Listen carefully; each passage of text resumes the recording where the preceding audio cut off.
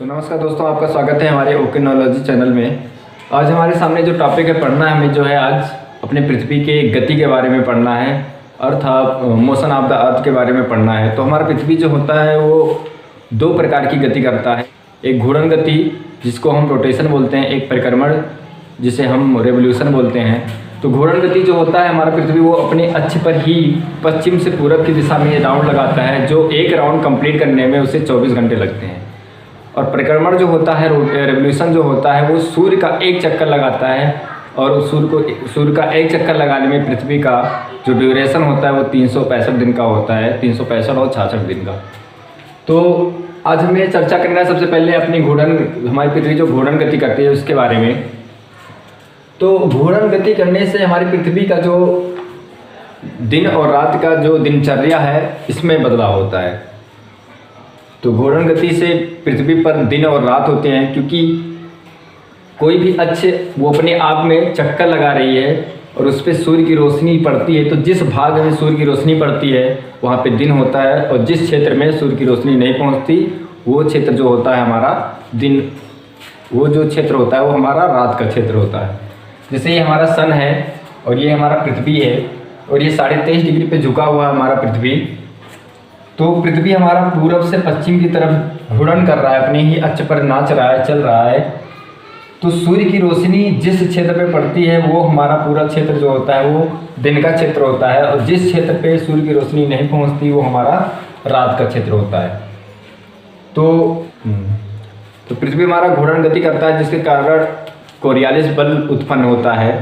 Coriolis बल का मतलब जैसे कि आप किसी थाली में पानी ले लीजिए और उसको लेकर चक्कर लगाइए, अपने आप में ऐसे घूमते रहिए, तो आप देखेंगे कि पानी जो होता है वो छलकने लगता है। तो जब चक्कर लगाता है तो एक सिरे से दूसरे सिरे में वो टकराने के कारण वो उछलता है, तो उसी को हम कोरियालिस बल कहते हैं। और उसी तरह से जब कोरियालिस बल पृथ्वी के घूर्णन करने से उत्पन्न होता है तो समुद्रों में लहरें उठती हैं, और लहरें तटों पर जाकर वो लहरें उठती हैं, तो उस उठने को ज्वार बोलते हैं। और जब वो लहरें फिर वापस आती हैं तो उसे भाटा बोलते हैं। तो ज्वार भाटा भी हमारा जो होता है ये भी घूर्णन गति के कारण ही उत्पन्न होता है। और वही जलधारा जब तट पर आती है तो उसे ज्वार बोलते हैं, और तट पे जब उतरती है तो भाटा बोलते हैं। लेकिन जब वही लहरें समुद्र के बीचों बीच में, जहाँ पे स्थलीय भाग ना होता है, उस क्षेत्र में जब वो लहरें उड़ती हैं तो उसे महासागरीय जलधारा बोला जाता है। तो घूर्णन गति के कारण ही ज्वार भाटा उत्पन्न होता है। महासागरीय जलधाराएं जो होते हैं उसी के द्वारा उत्पन्न होते हैं, और दिन और रात उसी वजह से होता है। तो पृथ्वी हमारा क्या कर रहा है, चक्कर लगा रहा है। और बहुत सभी के दिमाग में आता होगा कि पृथ्वी हमारा चक्कर लगा रहा है तो कोई चीज़ क्यों चल नहीं रही है। वो ऐसा होता है कि हमारे पृथ्वी पर सब कुछ चल रहा होता है। तो एक साथ दो चीज़ें जब गतिमान होती है तो वहाँ पे आभास नहीं होता कि कौन सी चीज़ें चल रही हैं और क्या नहीं चल रही हैं। इसलिए हम किसी चीज़ का पता नहीं निकाल पाते कि क्या वस्तु चल रही है, कौन सी वस्तु नहीं चल रही है। जैसे एक मेज़ ले लीजिए, मेज़ पे अगर आप कोई वस्तु रख देते हैं, उसके बाद में उस वस्तु को चारों तरफ नचाया जाए तो वो वस्तु जो मेज़ पे रखा रहेगा वो अपने ही विरामावस्था में रहेगा, क्योंकि उसे आभास नहीं होगा। क्योंकि हमारा पृथ्वी जो है वो बहुत बड़ा ही भाग है, इसके चलने से कोई भी डिसबैलेंस नहीं होता, जिससे हमें ये कभी अभाव नहीं होता कि हमारा पृथ्वी चल रहा है।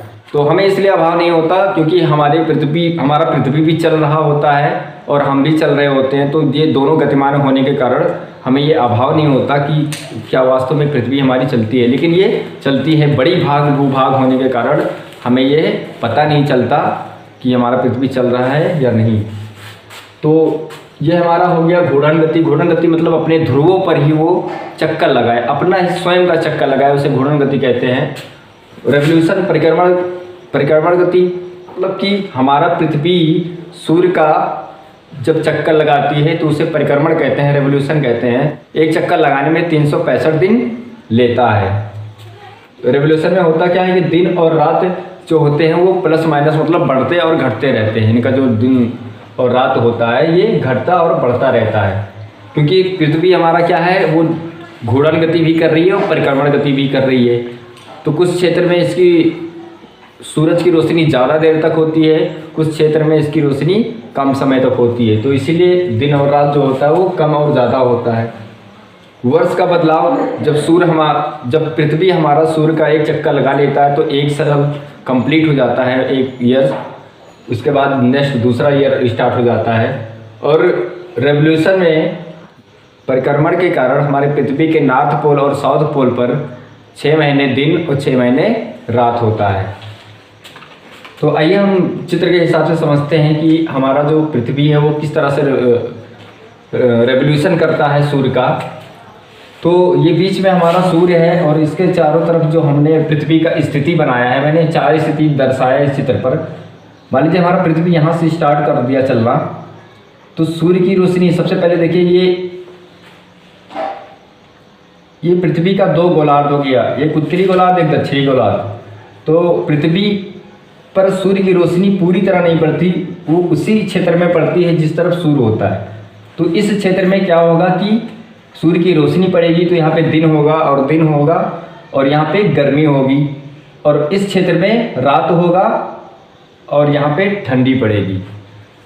तो इसी तरह से हमारा पृथ्वी चलता रहता है, वो आपस में भी चक्कर लगा रहा है, मतलब वो घूर्णन गति भी करता है, परिक्रमण गति भी करता है। ऐसे करते करते 1 राउंड ये कंप्लीट करता है। तो इसे माना गया है कि 21 मार्च जो होता है ये हमारा बसंत ऋतु का टाइम होता है। ये 3 मंथ इधर हो गए, 3 मंथ इधर, 3 मंथ इधर और 3 मंथ इधर, 12 टोटल मिला के हमारे 12 मंथ हो गए और ये कंप्लीट 1 ईयर हो गया।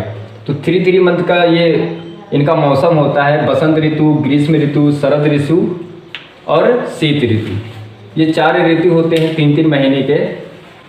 तो ये 4 हमारे ऋतु होते हैं।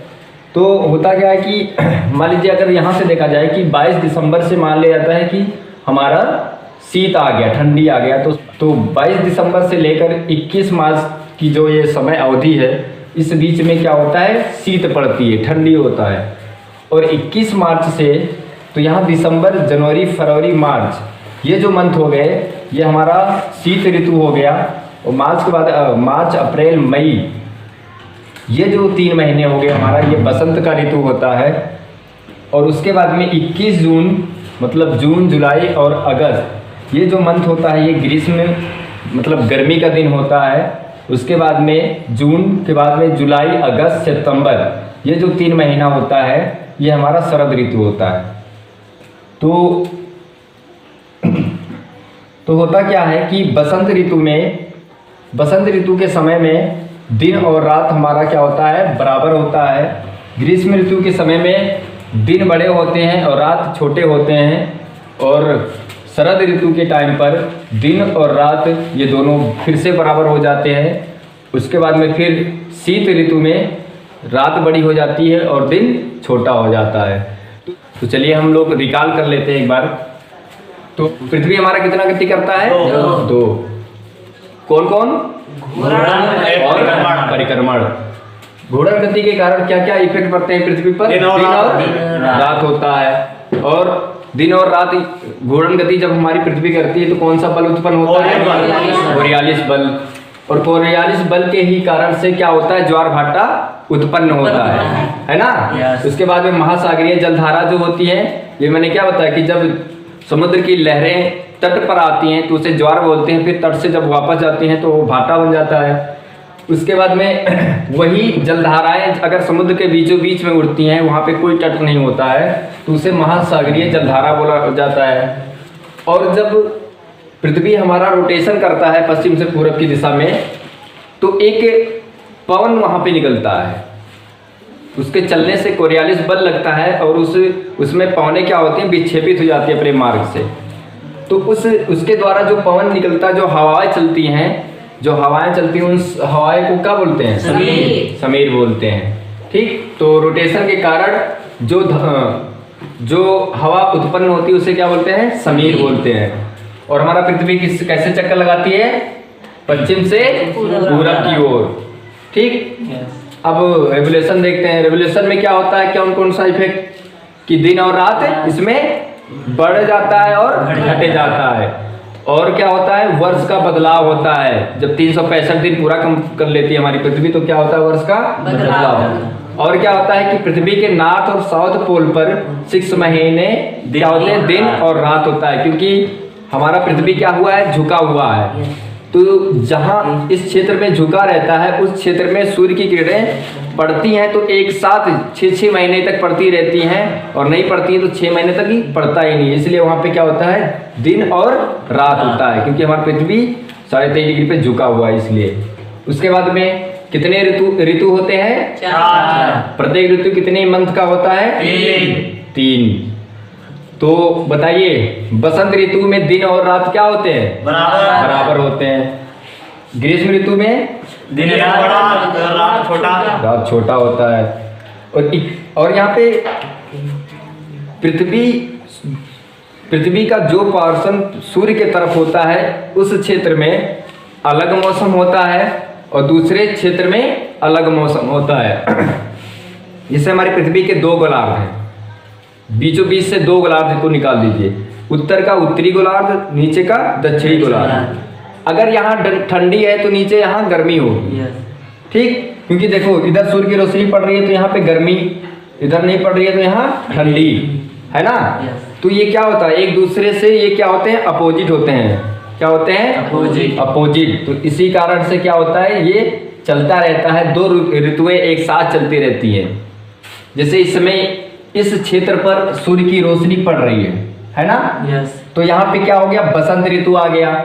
लेकिन इसके इस पार्ट पर जहाँ पे सूर्य की रोशनी नहीं पड़ रही है वहां उसका अपोजिट होगा, कौन होगा, शरद ऋतु होगा, ठीक है। ऐसा यहाँ जब पृथ्वी पहुंचती है तो इस क्षेत्र पर सूर्य की रोशनी पहुंच रही है तो इस क्षेत्र में क्या होगा, ग्रीष्म होगा, गर्मी होगा।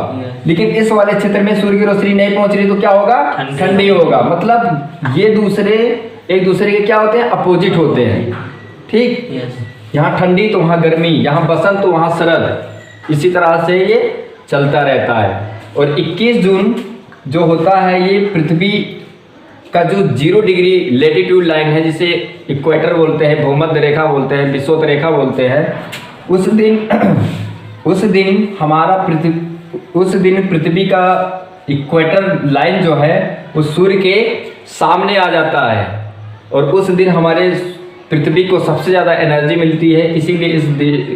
इसीलिए इस दिन को योगा दिवस के रूप में मनाया जाता है, क्योंकि इस दिन क्या होता है, पृथ्वी का जो 0 डिग्री लेटीट्यूड लाइन है जिसको इक्वेटर बोलते हैं, विषुवत रेखा, वो सूर्य के बिल्कुल आमने सामने आ जाती है। उस दिन पृथ्वी को सबसे ज़्यादा एनर्जी मिलता है, जिसके कारण योगा दिवस मनाया जाता है। तो ये हमारा हो गया पृथ्वी की गतियाँ, और उम्मीद करते हैं आपको ये वीडियो अच्छा लगे तो लाइक और सब्सक्राइब जरूर कर देना। धन्यवाद।